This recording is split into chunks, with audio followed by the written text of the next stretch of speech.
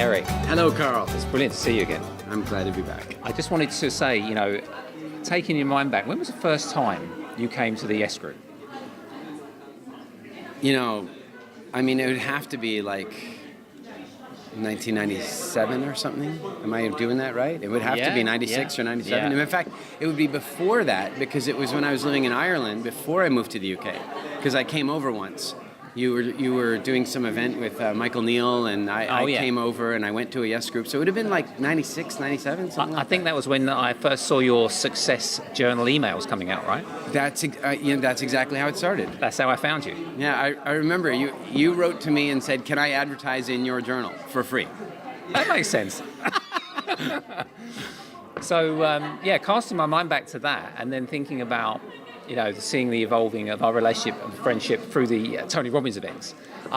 Remember that night we had out in Cardiff after the UPW? Well, that was a crazy night. That was a crazy night. We were dancing and bouncing, right? That was some serious dancing and until like all hours, which is insane because we knew we had to be up at like 8 to start all over again, but who cared? Yeah. It was. What really struck me about that night, though, is we went into that bar, because we were in a bar, and I'm thinking all these people are there dancing without the use of alcohol. So their bar tab, they would have made almost no money that night, but we kept the place open until like 3 a.m. Luckily, I think anyone who walked past would have come in because they wouldn't want to miss out. That's true.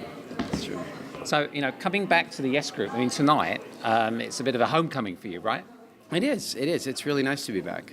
We've had some amazing speakers on the stage and some real quality on the stage. But when I think about our conversations over the year where you've shared all these things with me and been a friend and been a mentor to me as well, I think to myself that the audience room for us a real rich evening, and the quality that you've put out there now, working with Tony Robbins and speaking at his Business Mastery and going to Fiji. Could you share a little bit about that?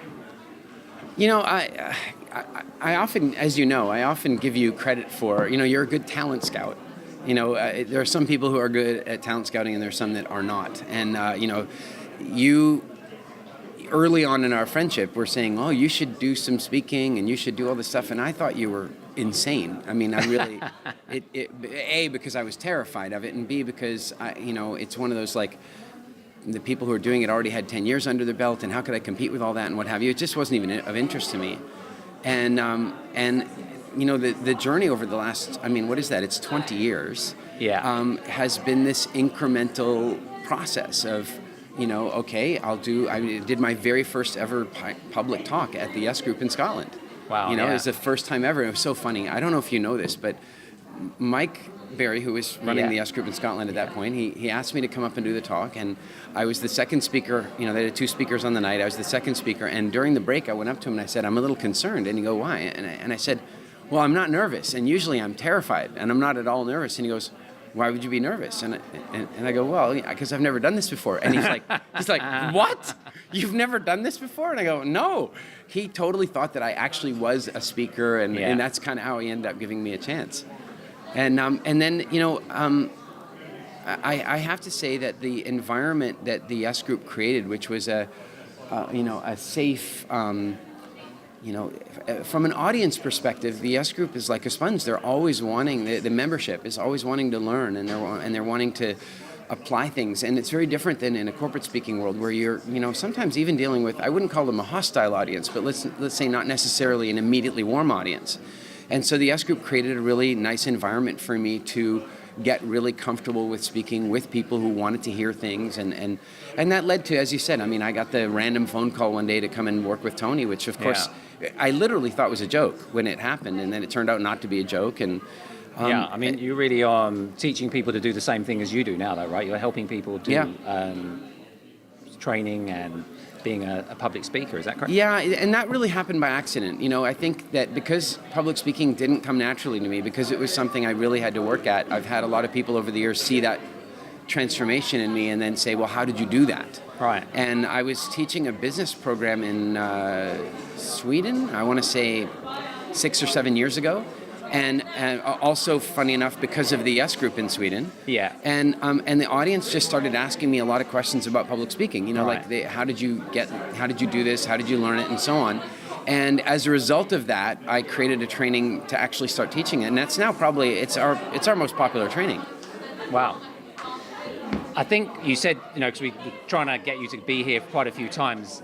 You're actually flying out to Barcelona tonight or tomorrow morning? Tomorrow morning, very early. Okay. I pushed the start time of the event by about 2 hours so that I could get to Barcelona from here. Isn't that cheating? It's cheating a little. Yeah, but there was that or a time machine. Yeah. Okay. Cool. Well, it's great to have you back here. I'm really looking forward to the what you're going to talk about tonight. Can you share a little bit, because we're going to have this on our. I would later. be able to do that if I had even the vaguest idea. But okay. I've kind of gone back and forth on what would give people the most value. I'm aware that tonight, for example, is the first time that the S Group's gotten together since Tony was last year for the UPW weekend. That's right. And a few weeks ago he was in London. Yeah. Yeah, and so I think that really I don't have a structured, prepared talk that I planned. It's more of a conversation about what it takes to make things happen. This issue of, okay, we can set goals and all that kind of stuff, but there are some really key distinctions that I've got from people like Tony and Stephen Covey and Wayne Dyer and all these people over the years that and Richard Branson in the business world has been a big influence on me. And there are these little sort of life hacks that I've learned over the years, and I don't really get much chance to teach those or to share those on stage. So I thought tonight we'd just have a chat, We're just going to talk about what it takes to, evaluate where you are and decide where you want to go and then get there. That sounds fantastic. I mean, one of my goals for when I interview the different speakers is to find out a little bit behind what motivates them, as well as some of the beliefs that they can pass on to make the audience more successful. I know beliefs, someone said to me the beliefs are like making tiger soup. You have to catch the tiger first. So, but is there anything that comes to mind when you think about building a mindset, building a personal development energy that's going to be consistent, that enables you to be as successful as you've been? This is the way I think about beliefs. Beliefs are like little living organisms, and they have to eat. And what they eat is evidence. And so whichever beliefs are more prevalent in a person's life, those beliefs will hunt better, and they will look for evidence to eat. So if somebody has a belief, for example, that all the great opportunities in the world are already gone, then that little belief is like a little demon inside them, and it's eating evidence of that. So if the newspaper comes out one day and talks about fat cat directors and their evil salaries, then the person sees that as evidence that all the opportunity is rigged and not available. And then the next day they see, somebody started a company like Uber. Oh, well, that opportunity's gone. They see everything as evidence for that belief. And what we really need to begin to do is say, okay, I want to try another belief. I want to try another belief that maybe there's a whole batch of amazing opportunities that I haven't even spotted yet. And then from there be able to get to a place where they can start feeding that belief better. One of the things you said